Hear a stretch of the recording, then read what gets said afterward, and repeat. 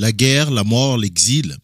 3 phases, 3 moments marqueurs pour raconter la vie. Celle de 3 générations, 3 femmes, grand-mère, mère et petite-fille. Raconter cela, le dire par la poésie. C'est ce que Emne Nassereddine a fait en publiant l'année dernière aux éditions Mémoire d'Encrier, La danse du figuier. Il y a quelques jours, ce recueil de poésie a obtenu le prix Émile Nelligan, une des reconnaissances littéraires les plus prisées au Québec. Autre moment marqueur donc pour cette jeune femme, qui devient ainsi la première arabo-musulmane à recevoir un prix qui existe au Québec depuis 1979.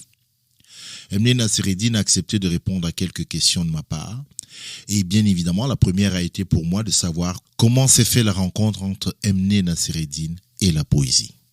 C'est un heureux hasard, la poésie. Ma mère était comédienne de théâtre et mon père écrivait des discours et était grand amateur, grand lecteur de poésie. Alors finalement, je pense que je suis allée du côté de mon père. Donc oui, j'ai quand même grandi avec des parents qui aimaient beaucoup la poésie et qui m'ont vraiment inculqué cet amour des mots. Moi, je suis arrivée quand même à l'écriture assez tard. Je pense que mes vrais premiers poèmes, je les ai écrits autour de 26-27 ans.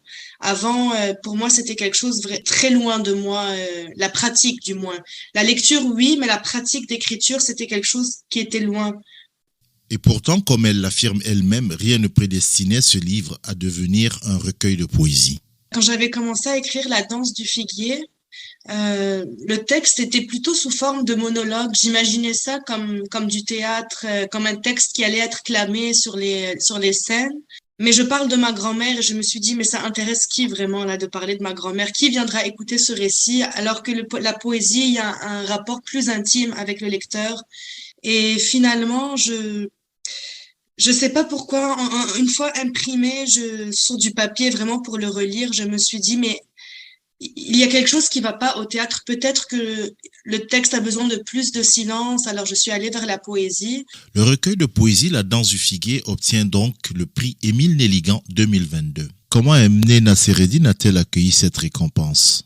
Alors moi, je suis partie à la cérémonie en acceptant en fait d'emblée la défaite. Parce que je m'étais dit, j'ai pas le profil pour recevoir un prix de cette ampleur, un prix aussi grand que le prix Émile Nelligan.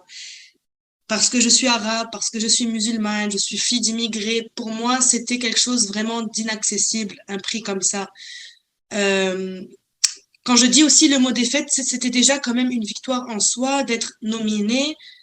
Mais il y a déjà eu des nominés auparavant, mais jamais ils n'ont eu ce prix-là. Euh, alors c'est clair que quand j'entends mon nom et quand je vois mon nom ajouté à la liste de lauréats qui sont principalement que blancs, pour moi ça a été un grand choc. Mais c'est aussi, j'espère que c'est le début de quelque chose de nouveau. J'espère qu'on pourra commencer à reconnaître le travail des auteurs qu'on dit de la diversité de plus en plus. Ouais, grande surprise. Emne Nassereddine, je voudrais vous lire ici le mot de votre éditeur, Rodney Saint-Éloi, au lendemain de cette reconnaissance, au lendemain de ce prix Émile Nelligan. Voici ce que vous dit Rodney Saint-Éloi. Ma chère Emne, ma brillante Nelligan, sais-tu que le Québec vient de faire une de ces révolutions tranquilles dont il a l'habitude en t'accordant le prestigieux prix Nelligan? Éditeur et poète, je ne rêvais pas de ce rêve-là. Voici peut-être le sens et l'objet de la poésie. Faire mentir nos rêves. Je t'écris pour te dire merci, toi la promeneuse qui berce la ville avec ta poésie et tes cheveux au vent. Je te dis merci car aujourd'hui tu rends et moi et la poésie si dignes, si capables de changer la vie des gens. S'il te plaît, continue à écrire, continue à faire tourner le moulin à paroles de ces femmes qui t'ont donné les mots. J'entends ta voix qui dit si bellement, rentrons à la maison Téta, nous reviendrons demain, enceinte d'un jour nouveau. Bravo, simplement bravo, et surtout respect. Rodney Saint-Éloi, Berlin, 3 mai 2022. C'est beau, hein? C'est très beau. Ouais. Oui, Rodney, il m'avait aussi envoyé un courriel. Honnêtement, à Mémoire d'Encrier, on ne s'y attendait pas. On ne s'y attendait pas. C'est pour ça qu'il parle de cette petite révolution tranquille. Pour nous, c'était vraiment inespéré comme prix. On s'était dit peut-être que le Québec n'est pas encore prêt à donner de la place aux aux auteurs arabes, noirs ou des autres diversités. Ça commence doucement. Et oui, faire mentir nos rêves, Comme quoi tout c'est est possible. comme quoi tout est possible. En fait, le pire dans cette histoire, c'est que nous, on a intériorisé le fait que ce prix ne nous revenait pas. Alors, dès le début, on se disait, mais c'est pas à nous ce prix-là. Et finalement, on s'est menti à nous-mêmes. On s'est menti à nous-mêmes. Et oui, je pense que c'est une victoire collective. C'est ce que je disais à Rodney. C'est pas simplement moi qui a gagné. Moi, j'ai l'impression que beaucoup de femmes immigrées ici se sont reconnues dans le prix. Pas forcément immigrées, mais des personnes qui se sentent illégitimes d'avoir des prix de cette ampleur. Pour moi, c'est vraiment la collectivité, ce prix-là.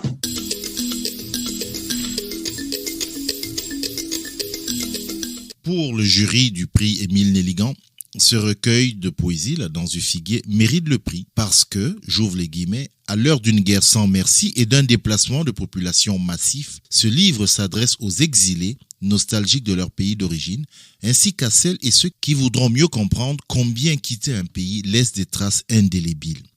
Je ferme les guillemets. Alors naturellement, j'ai posé la question à Emne Nassereddine de savoir quelles étaient pour elle les traces indélébiles qui traversent son œuvre, qui traversent ce recueil de poésie. C'est une grande question, ces traces indélébiles.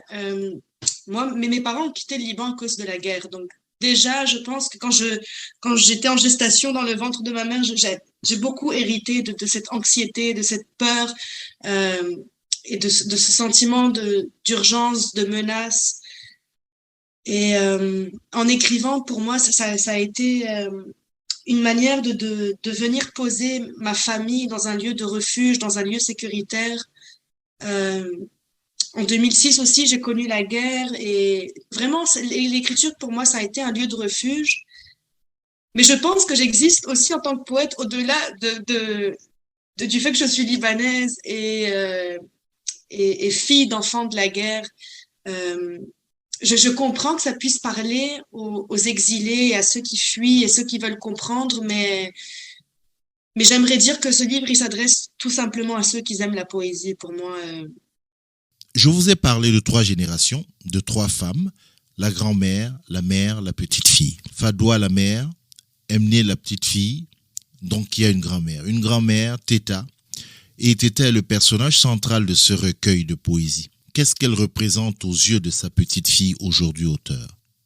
Alors, Teta, c'était une femme qui devait finir dans un texte, qui devait être dans la poésie. Elle mérite toute sa place dans la poésie, dans les archives du Québec. Elle mérite ce prix, c'est elle qui l'a gagné, c'est pas moi, c'est elle, avec toute la force qu'elle a eue. C'est une femme qui a eu 10 enfants, qui a vécu au sud Liban, qui a connu l'occupation israélienne, qui a résisté, qui s'est sacrifiée pour l'avenir de ses enfants. Elle croyait pas beaucoup en la littérature. Pour elle, c'était quelque chose de futile. Quand je lui disais, j'ai un recueil de poésie qui est en cours, elle me disait, mais à quoi ça sert d'écrire? Va te marier, va faire des enfants, c'est ça la vie. Et parce que c'est des femmes qui se sentent illégitimes d'être dans un texte poétique. Pour elles, ça ne fait pas partie de leur quotidien. Mais c'est une femme c'était une résistante. Et moi, je voulais l'honorer. Je voulais honorer qui elle a été. Je voulais aussi lui donner parole dans mon recueil de poésie. C'est elle qui s'adresse à ses enfants, qui leur dit tout l'amour qu'elle a, malgré le fait que ses enfants partent à l'étranger, l'un après l'autre, à cause des conditions difficiles du pays. C'est une mère qui a beaucoup souffert, qui a eu beaucoup de blessures, qui a vécu le déracinement de ses enfants, la mort de ses enfants. Alors, c'est ça. J'ai voulu l'honorer en poésie et j'espère qu'elle est fière. Je pense qu'elle est fière. Ouais. À un moment, je parle de ma grand-mère qui est en train de trier les lentilles dans mon recueil. Et j'ai beaucoup de personnes qui m'ont contacté sur les réseaux en me disant, tu vois, aimer cette image où tu parles de ta grand-mère qui trie les lentilles. Ce geste du quotidien, ça leur a ramené tellement de souvenirs et ils pensaient pas qu'un petit geste comme ça serait là. Et oui, je pense que ma grand-mère, c'est pas juste ma grand-mère, j'ai l'impression que j'ai écrit sur la grand-mère de beaucoup de jeunes immigrés. Des mots qui prennent forme, qui deviennent des poèmes qu'on rassemble sous un recueil, fruit du hasard, comme disait Emne Nassereddine. Aujourd'hui, ce recueil de poésie, je le dis encore, a reçu le prix Émile Nelligan. Est-ce que finalement Emne Nassereddine accepte, reconnaît, assume le fait qu'on la présente comme une poète? Ah, maintenant, je l'assume, je le dis, je le porte, ce prix. Oui, je suis poète. Ça a été difficile à le dire avant, même après la sortie du livre, de s'approprier ce statut-là. Mais aujourd'hui, je pense que j'ai pleinement ma place et que je la mérite, cette place.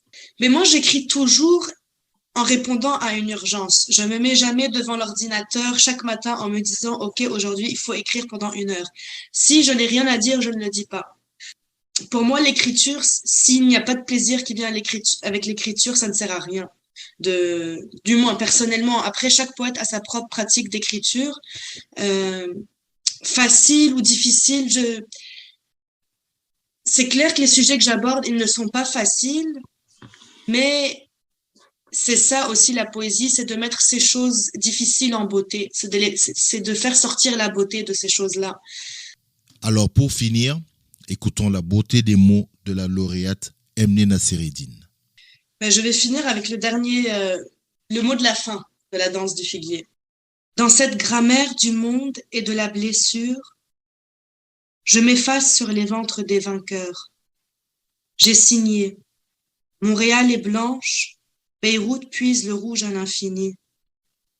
Je suis partie pour mieux revenir.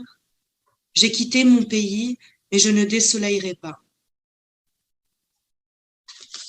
Merci. Grand merci. Mon invité était Emne Nassereddine, lauréate 2022 du prix Émile Nelligan, auteur du recueil de poésie La danse du figuier, paru aux éditions Mémoire d'Encrier. Je rappelle que le prix Émile Nelligan est attribué à tout poète de moins de 35 ans en Amérique du Nord et il a une valeur de 7 500 $ et une médaille en bronze frappée de l'effigie d'Émile Nelligan. Mon nom est Cyril Ekwala.